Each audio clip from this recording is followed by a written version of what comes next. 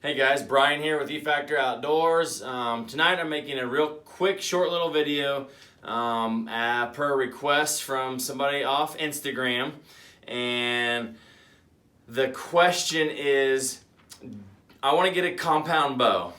Do I need to be fitted for the bow, or can I assume, get one off Amazon, get one from one of the big box stores where there's not a professional to help me get the right bow for me? The answer is you need to have the professional get the right bow for you, is my recommendation, or a buddy that bow hunts, or someone or that's archery that actually knows what they're talking about. First, I'm going to show you real quick what fitting up is, and then I'll go into details towards the end in case you're interested in hearing more about it and how you can kind of fit it up yourself, I guess. So to start out, the archery shop is going to have an old recurve bow normally, and that way you're going to pull back to where you feel comfortable and not to where the compound locks in. And I'm going to use a release here to show you that's what they should have you do, because you're going to be using a release, and you're going to come back to where you feel comfortable. For a compound bow, I recommend you're going to be either on your cheek, or I prefer back behind my ear, and the string should be on your nose and your mouth. This is where the string should be, a line from your tip of your nose to corner of your mouth. So I draw back. I'm going to move my finger out of the way for that clothespin. And there I am, back there, and I'm going to slowly let off. They're going to have a lighter weight recurve, hopefully, for you to use. So, then all we do is measure the distance from,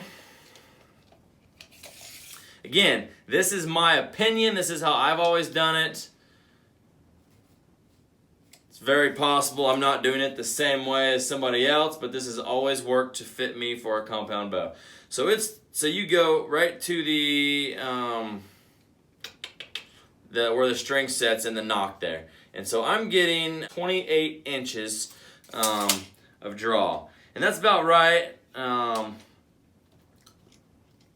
So for me, I would probably want to go with like a 28-inch bow. And like I said, I think I always ended up shooting more like a 28.5-inch. And it just let me settle in behind my ear. That is what a shop's going to do. Now I'm going to show you an example on this little compound here. And I'm going to talk about the form and how you should feel comfortable when you're shooting it. Bear with me here. Turn this lighted nock on. Okay.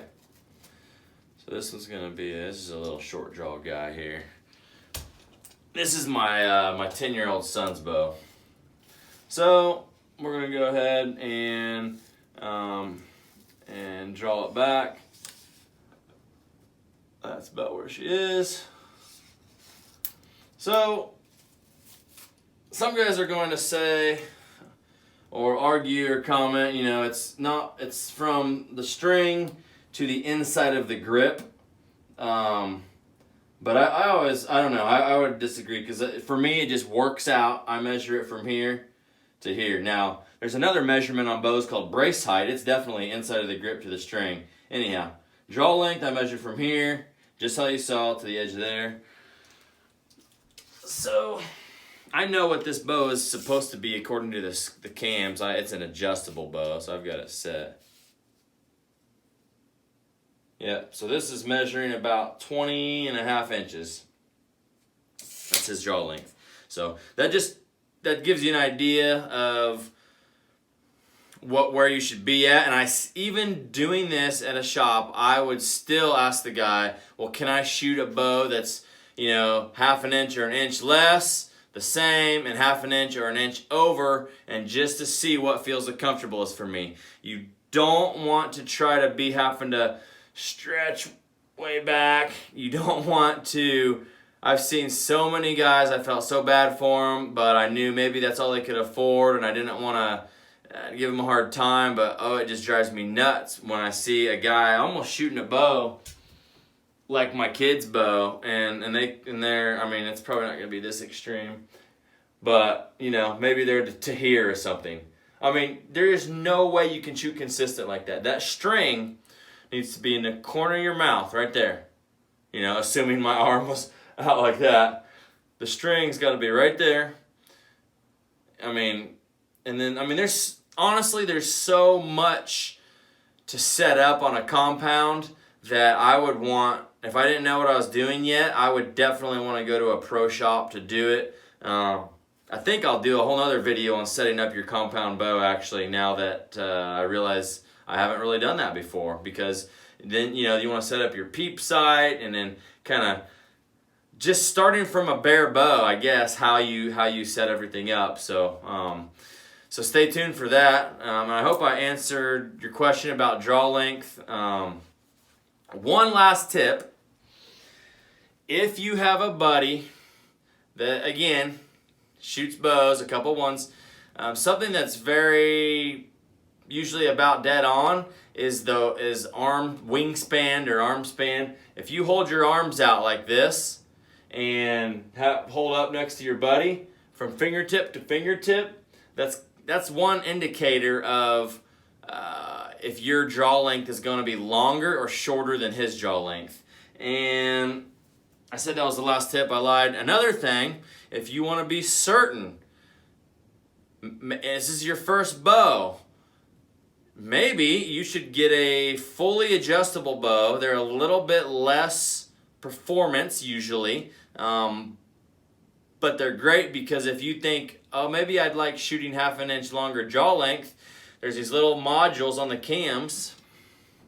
This is like my boy's, and he's got 13 through 27 inch adjustments on this. I mean, you can move those little modules all over the place.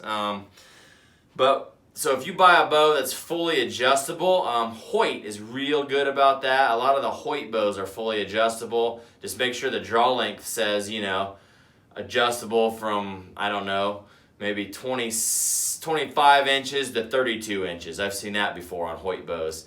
Then you can buy it with confidence because you can set it wherever you want.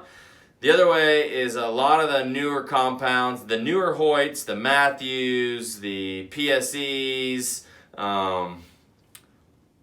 Actually, some PSEs are fully adjustable as well. But I'll just go with Matthews and Hoyt. In my opinion, those are like the top two. Elite? That's a real good one. But those, you have to buy a cam module like this that's specific for a draw length. So if you want the 28-inch modules, the 28.5-inch modules, or the 29-inch modules, you're going to end up needing to buy those to change them out. Sometimes you can change them out right on the bow. A lot of times, most of the time, you have to change those out with a bow press, which I don't recommend you trying to rig up something to press the bow. Either have a good one or take it to a shop. So that's it, man. Hope I wasn't too long-winded and I answered your question. See you next time.